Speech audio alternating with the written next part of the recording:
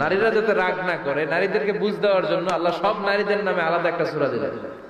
সূরার নাম, তার মানে আল্লাহ নারীকে খুশি রাখতে চায়, বিশ্বনবীও নারীদেরকে খুশি রাখতে চায়। আমার অনেকে বলে, হুজুর আপনি নারীদের পক্ষে কথা বলেন বেশি।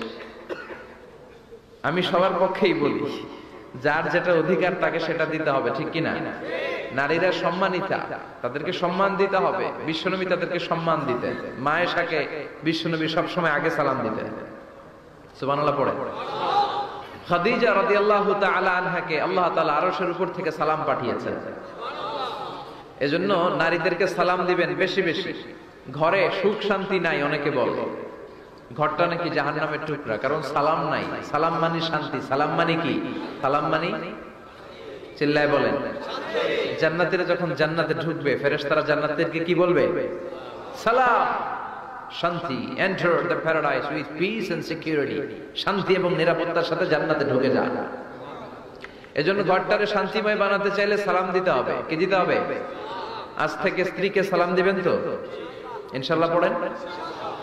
আমার মাইকের আওয়াজ যদি বোনদের কানে যায়, মাদের কানে যায়, আপনাদেরও বলি